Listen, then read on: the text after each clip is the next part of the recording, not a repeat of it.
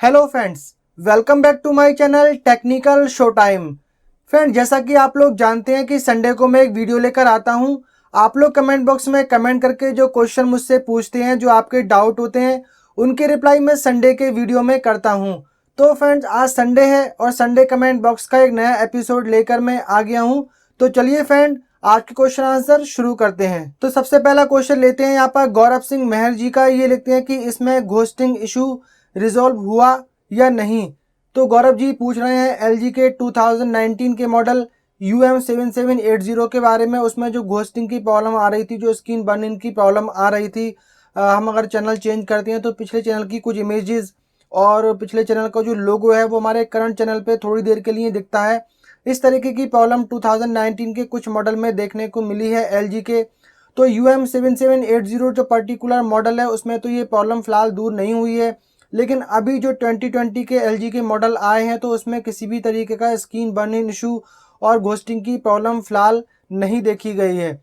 और 2020 में जो 7780 है इसका कोई भी अपग्रेडेड वर्जन तो फिलहाल आया नहीं है, तो इसके बारे में तो फिलहाल कुछ नहीं कहा जा सकता। लेकिन हाँ, 2020 के जो और मॉडल आए हैं उसमें स्क्रीन बर्निंग इशू और या फिर घोस्टिंग की प्रॉब्लम नहीं देखी गई है। अगला क्वेश्चन पूछा है प्रतीक्षा सुमन जी ने। ये पूछते हैं क्या आपको रिप्लेसमेंट वाला रिमोट फ्री ऑफ कॉस्ट में मिला? हमारे पास LG 32 इंच स्मार्ट टीवी है और उसका भी वॉइस कमांड वर्क नहीं कर रहा है। दिसंबर 2019 में टीवी परचेज किया था, हमें बोला गया कि रिमोट की 6 मंथ की गारंटी होती है, तो क्या अब हमें रिप्लेसमेंट मिल सकती है? Please reply. तो प्रतीक्षा सुमन जी, मेरा जो टीवी है वो 2018 का परचेजिंग है। मैंने अक्टूबर 2018 में परचेज किया था और करीब 8-9 महीने बाद ही उसका रिमोट जो है वो उसका वॉइस कमांड फीचर वर्क नहीं कर रहा था। तो मुझे भी यही मालूम था कि 6 मंथ की वारंटी रिमोट कंट्रोल की होती है। तो मैंने एक न्यू रिमोट के लिए कंप्लेंट की थी एलजी में। मैंने सोचा कि वो लेकर आएंगे तो पैसे तो मुझे पे करना ही है। और जब वो इंजीनियर ने वहाँ पर विजिट किया, उसने रिमोट कंट्रोल को चेक किया, बोला सर कि आपको ये फ्री ऑफ कॉस्ट ही मिलेगा, क्योंकि 1 साल की वारंटी रिमोट कंट्रोल पे भी मिलती है। जो मैजिक रिमोट कंट्रोल है उस पर 1 साल की वारंटी मिलती है। तो मुझे उन्होंने फ्री ऑफ कॉस्ट ही दिया था, मुझे वहाँ पर कोई भी पेमेंट नहीं करना पड़ा। अगला क्वेश्चन पूछा है अभिषेक के जी ने। ये पूछते हैं कि sir please suggest in 43 inch 4K variant TV in branded category, best model under 40K IPS panel. Abhishek ji, IPS panel में आपको 40,000 रुपये की रेंज में अगर ब्रांडेड टीवी चाहिए तो डेफिनेटली वो LG का UN7300 2020 का मॉडल है। डेफिनेटली आप ये परचेज कर सकते हैं। हो सकता है कि आपको 41 का मिले या 42 का मिले और 40 का भी मिल जाए, तो वो डिपेंड करता है कि कहाँ से आप परचेज कर रहे हैं। तो आई थिंक आपको 40,000 रुपये की रेंज में LG का UN7300 मॉडल ही परचेज करना चाहिए IPS पैनल में। अगला क्वेश्चन यहाँ पर पूछा है एयरटेल वोडाफोन ने। ये लिखते हैं कि आसिफ जी, मैंने सैमसंग का Q95T 55 इंच का टीवी खरीदा है, जिसमें मुझे थोड़ा सा कन्फ्यूज़न है। जब भी मैं टीवी को मूवी मोड पर चलाता हूँ तो कभी कभी पिक्चर में स्क्रीन पर हल्का सा कंपन महसूस देता है, परंतु यदि वो सीन अन्य मोड पर चलाता हूं तो स्मूथली चलता है। ये क्या है? क्या आप मार्गदर्शन कर सकते हैं? टीवी में कोई प्रॉब्लम है या मूवी मोड पर ऐसे ही होता है? प्लीज़ ज़रूर जानकारी दें, धन्यवाद। तो आपने अपना नाम यहाँ पे मेंशन नहीं किया है। तो देखिए, टीवी में जितने भी पिक्चर मोड बनाए जाते हैं, जैसे कि मूवी मोड है, एक्सपर्ट सेटिंग है, स्टैंडर्ड है, विविड है, तो जितने भी यहाँ पर पिक्चर सेटिंग होती हैं तो वो सभी टीवी में जो कलर, शार्पनेस, ब्राइटनेस, जितने भी ऑप्शन वहाँ पर दिए होते हैं उन्हीं का ही यूज़ करके वो अलग अलग पिक्चर सेटिंग बनाई जाती हैं। जैसे कि विविड पिक्चर सेटिंग अगर उन्होंने बनाई है तो वहाँ पे कलर वगैरह थोड़े वो इंक्रीज़ कर देते हैं। अगर स्टैंडर्ड में 50% कलर है तो वहाँ पे 65 कर देंगे। मूवी मोड में भी वो इस तरीके की थोड़ी ब्राइटनेस कम कर देंगे, कलर को बढ़ा देंगे, थोड़ा शार्पनेस कम कर देंगे। इसी तरीके से वो बनाए जाते हैं। तो टीवी में ये कोई प्रॉब्लम नहीं होती है। वो थोड़ा सा वहाँ पर जो मूवी मोड फीचर है वहाँ पर आपको ये प्रॉब्लम दिख रही होगी, तो आप स्टैंडर्ड सेटिंग वहाँ पर सिलेक्ट करें और अपनी चॉइस के अकॉर्डिंग वहाँ पर कलर, शार्पनेस, ब्राइटनेस वगैरह को एडजस्ट करके देख सकते हैं, जिसमें आपको पिक्चर वहाँ पे स्मूथ नज़र आती हो, अच्छी नज़र आती हो। बाकी मैं कभी भी जो बिल्ट इन वहाँ पर जो मोड्स आते हैं टीवी के, वो कभी भी यूज़ नहीं करता हूँ। मैं हमेशा अपने टीवी में स्टैंडर्ड मोड ही यूज़ करता हूँ। विविड मोड वैसे भी कभी टीवी में यूज़ नहीं करना चाहिए, वो टीवी की एफिशिएंसी पे भी उससे फ़र्क पड़ता है और बहुत ज़्यादा कलर उसमें तेज़ दिखते हैं, जो आँखों के लिए भी हमारे अच्छे नहीं होते हैं। अगला क्वेश्चन पूछा है वाईटी अनिल जी ने, ये पूछते हैं कि पैनासोनिक 40 इंच में एलईडी एलसीडी डिस्प्ले क्या है, ये कौन सा डिस्प्ले है, एलईडी है या एलसीडी है। तो वाईटी अनिल जी, जितने भी टीवी हैं सभी में एलसीडी डिस्प्ले ही होता है। जब LCD TV first time launch हुए थे तो उस टाइम इसमें सीएफएल बेस्ड ट्यूब लाइट लंबी लंबी यूज़ की जाती थी, तो उस टाइम इन्हें एलसीडी टीवी बोला जाता था और उनके व्यू एंगल बहुत ही ख़राब होते थे। बस आपको सामने से ही पिक्चर क्वालिटी उनमें दिखती थी, साइड से तो बिल्कुल भी उसमें कार्टून से नेगेटिव से नज़र आते थे। उसके बाद में जब इसमें एलईडी बल्ब यूज़ किए जाने लगे, वो लंबी लंबी ट्यूब लाइट हटाकर यहाँ पर छोटे छोटे एसएमडी बल्ब जब लगाए गए एलईडी बल्ब, तब इन्हें यहाँ पर एलईडी टीवी कहा जाने लगा। हालांकि ये एलसीडी टीवी ही होते हैं, लेकिन एलईडी बल्ब यूज़ करने की वजह से इन्हें शॉर्ट में एलईडी टीवी बोला जाता है, लेकिन एक्चुअल में ये एलसीडी एलईडी टीवी ही इनको कहा जाता है। आज के टाइम में एलसीडी टीवी बिल्कुल बंद हो चुके हैं, एलसीडी टीवी आपको नहीं मिलेंगे जिसमें ट्यूबलाइट आती थी। अभी जितने भी टीवी हैं वो एलसीडी एलईडी टीवी ही हैं। अगला क्वेश्चन पूछा है अमित सिंह जी ने, ये लिखते हैं कि गुड मॉर्निंग सर जी, मैं एक लैपटॉप लेना चाहता हूँ 15 से 25 हज़ार में, कम प्राइस में, चीप एंड बेस्ट हो, सर कौन सा सही होगा, डेल या कोई और। अमित जी देखिए, जो प्राइस रेंज आपकी है उस रेंज में आपको एचपी के मिल जाएंगे, डेल के आई थिंक इस प्राइस रेंज में कम ही मिलेंगे। एचपी में आपको बहुत सारे ऑप्शन मिल जाते हैं और एचपी के मुझे पर्सनली लैपटॉप वगैरह ज़्यादा पसंद है। मेरे पास में 2 लैपटॉप ऐसे हैं जो करीब 8 साल उन्हें हो चुकी है, दोनों एचपी के हैं और आज तक उसमें सिंगल प्रॉब्लम भी कोई नहीं आई है। एक डेल का लैपटॉप मेरे फ्रेंड ने लिया था तो 1 साल में उसे 4-5 बार वो ठीक करवाना पड़ गया था। उसके मतलब कोई सा पार्ट्स उसके अंदर ऐसा नहीं बचा था जो डेल ने वारंटी पीरियड में उसका चेंज नहीं किया था। और हीटिंग इशू भी थोड़े से मुझे ज़्यादा लगते हैं डेल के लैपटॉप में। कई और भी लैपटॉप मैंने डेल के देखे हैं तो वो काफ़ी ज़्यादा हीट भी होते हैं। तो मुझे एचपी पे ज़्यादा बिलीव रहता है लैपटॉप के और कंप्यूटर के मामले में। और मेरे पास में 2 लैपटॉप एचपी के ही रखे हुए हैं जो परफेक्टली अब तक वर्क कर रहे हैं और अगस्त 2012 में मैंने वो परचेज़ किए थे। अगला क्वेश्चन पूछा है राजवीर सिंह 16 ने, ये लिखते हैं कि भाई नोकिया ने जो न्यू टीवी लॉन्च किया है उसमें स्क्रीन ब्लीडिंग का इशू के बारे में क्या कहना है, प्लीज़ जल्दी रिप्लाई करना, मुझे आज टीवी बुक करना है। तो राजवीर जी, अभी तो नोकिया 2020 मॉडल लॉन्च ही हुआ है, अभी किसी ने वो परचेज़ भी नहीं किया है। अब वो लोग परचेज़ करेंगे, उनको यूज़ करेंगे, उसके बाद ही पता लग पाएगा कि इसमें बैकलाइट ब्लीडिंग की प्रॉब्लम आती है या नहीं आती है।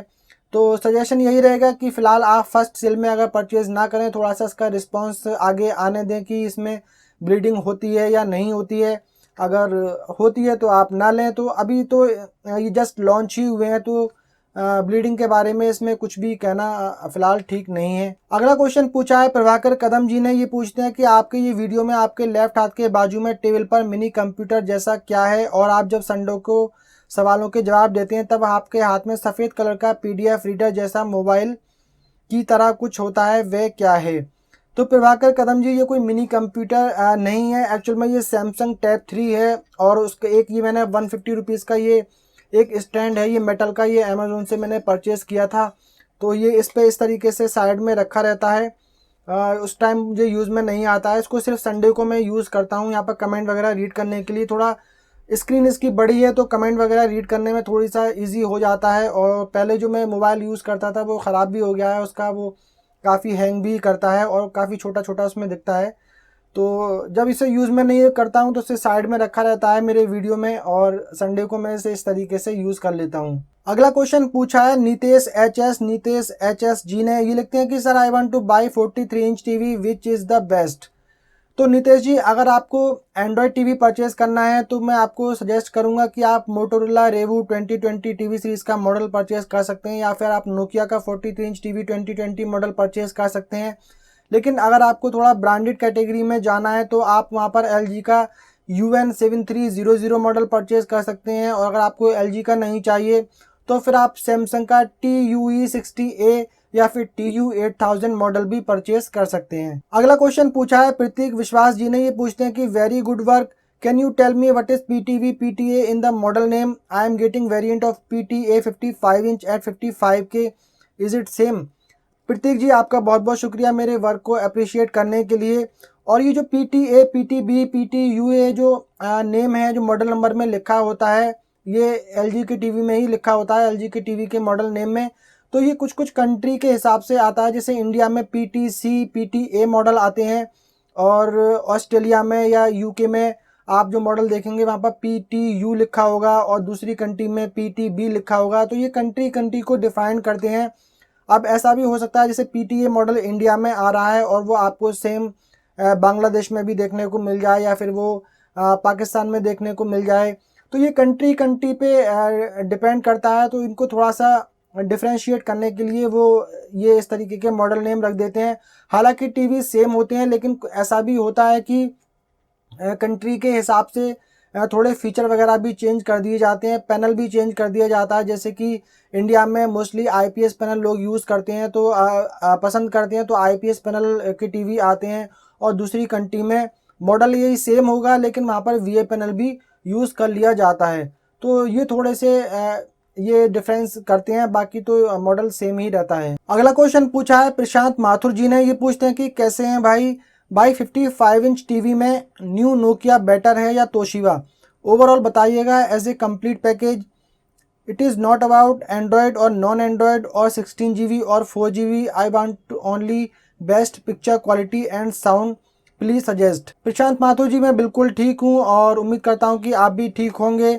और यहाँ पर मैं अगर आपको अपनी चॉइस यहाँ पर बताऊँ तो मोटोरोला रेबू टीवी सीरीज 2020 मॉडल आया है, वो यहाँ पर बेटर लगता है नोकिया और तोशिबा के कंपैरिजन में। हालांकि नोकिया का 2020 मॉडल भी काफ़ी अच्छा है।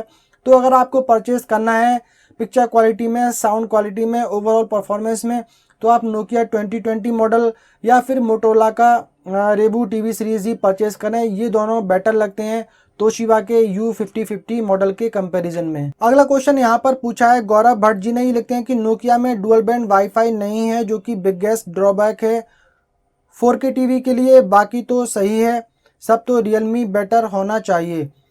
आई थिंक अगर किसी टीवी में डुअल बैंड वाईफाई नहीं है तो वो एक बिगेस्ट इशू तो आई थिंक नहीं है। डुअल बैंड जो राउटर है, डुअल बैंड जो नेटवर्क है, वो बहुत ही कम लोगों को मैंने देखा है। मैं अगर अपने यहाँ पर सोसाइटी की आपको बात करूँ तो यहाँ पर 112 फ्लैट हैं और 100 फ्लैट तो यहाँ पर परमानेंट ऑक्युपाइड हैं। तो उसमें से 2 या 4 लोगों ने ही सिर्फ डुअल बैंड वाईफाई राउटर लगाया हुआ है। बाकी यहाँ पर जो 95% जितने भी जो राउटर हैं, सभी यहाँ पर सिंगल बैंड राउटर ही लोगों ने लगाए हुए हैं। तो अगर मैं अपने हिसाब से भी अगर यहाँ पर देखूँ तो जो डुअल बैंड राउटर है बहुत ही कम लोग यूज़ करते हैं, और सिंगल बैंड राउटर पे भी आपको काफ़ी अच्छी स्पीड मिल जाती है। उसमें एक नॉर्मल जो 4K कंटेंट वगैरह भी आप देख सकते हैं। तो ये डुअल बैंड वाईफाई मेरे हिसाब से तो बहुत बड़ा कोई इशू नहीं है। लेकिन अगर जिसको डुअल बैंड यूज़ करना ही है तो फिर उसके लिए ज़रूर ये ड्रॉबैक हो सकता है। मैं पिछले करीब 8 साल से स्मार्ट टीवी यूज़ कर रहा हूँ और अब आकर करीब 8 साल बाद मैंने डुअल बैंड राउटर परचेज़ किया है। इससे पहले मैं सिंगल बैंड राउटर ही यूज़ करता था और कभी भी उसमें कोई प्रॉब्लम मुझे नहीं आई। नेटफ्लिक्स, प्राइम वीडियो की काफ़ी सारी मूवीज़ भी मैंने अपने सिंगल बैंड राउटर पे ही देखी हैं। तो ये मुझे नहीं लगता कि कोई बिगेस्ट इशू है। लेकिन अगर जिसको डुअल बैंड यूज़ करना ही है तो डेफिनेटली उसके लिए ज़रूर ये प्रॉब्लम हो सकती है। अगला क्वेश्चन पूछा है सैयद मुर्तज़ा रिजवी जी ने। ये पूछते हैं कि for frame can you tell cost of one connect cable as it can damaged easily and without it TV will be just box.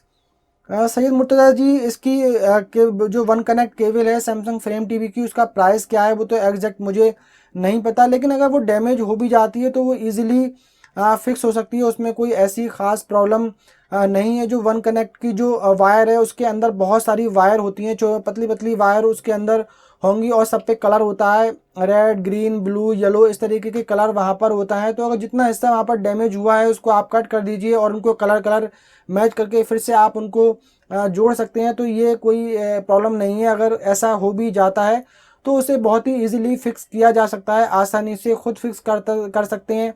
अगर खुद फिक्स ना कर पाएँ तो किसी भी लोकल जो टीवी इलेक्ट्रिशियन है या कोई टीवी मैकेनिक है वो भी उसको आसानी से फिक्स कर सकता है। अगला क्वेश्चन पूछा है मोहिनी जैन जी ने। ये पूछते हैं कि sir I am very confused, should I buy Sanyo Kaizen 55 inch 2020 और मोटोरोला 55 इंच 2020 और मोटोरोला 55 इंच 2019 और रियलमी 55 इंच टीवी? तो मोहिनी जैन जी, यहाँ पर बिल्कुल क्लियर है, आपको कंफ्यूज होने की ज़रूरत बिल्कुल भी नहीं है।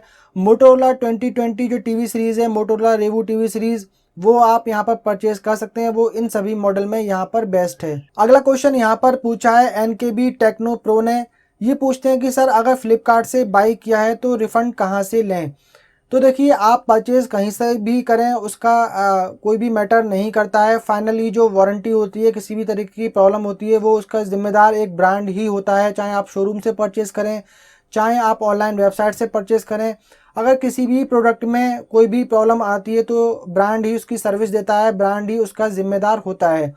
तो देखिए, रिफ़ंड का केस ऐसा है कि कुछ लोगों को तो सैमसंग ने रिफ़ंड किया है, कुछ लोगों का रिफ़ंड डिनाई कर दिया है, कुछ लोगों को यहाँ पर रिप्लेसमेंट दिया है, कुछ लोगों का सिर्फ पैनल ही चेंज किया है और कुछ लोगों को यहाँ पर वाउचर भी दिए गए हैं। हार्ड कैश या चेक में किसी को भी रिफ़ंड नहीं किया गया है, लेकिन यहाँ पर कुछ लोगों को वाउचर ज़रूर दिए गए हैं कि आप उससे सैमसंग का ही दूसरा टीवी परचेज़ कर सकते हैं, किसी और ब्रांड का वहाँ पर परचेज़ नहीं कर पाएंगे। तो इस तरीके से कुछ लोगों को ज़रूर रिफ़ंड किया गया है। कंप्लेंट बहुत सारी गई हैं इस टीवी के बारे में, तो यहाँ पर काफ़ी लोगों को सैमसंग ने डिनाई भी कर दिया है कि ये कोई प्रॉब्लम नहीं है, ये हमारे टीवी में एक नॉर्मल चीज़ है। तो चलिए फ्रेंड, आज के क्वेश्चन आंसर का सिलसिला यहीं पर ख़त्म करते हैं। उम्मीद करता हूँ फ्रेंड्स ये वीडियो आप लोगों को पसंद आया होगा। पसंद आया हो तो वीडियो को लाइक कर दीजिए, शेयर कर दीजिए। अगर आपने पहली बार हमारे चैनल पे विजिट किया है तो चैनल को सब्सक्राइब कर लीजिए, साथ में बेल आइकन को भी प्रेस कर दीजिए। मिलते हैं फ्रेंड किसी अगले वीडियो में, तब तक के लिए बाय बाय।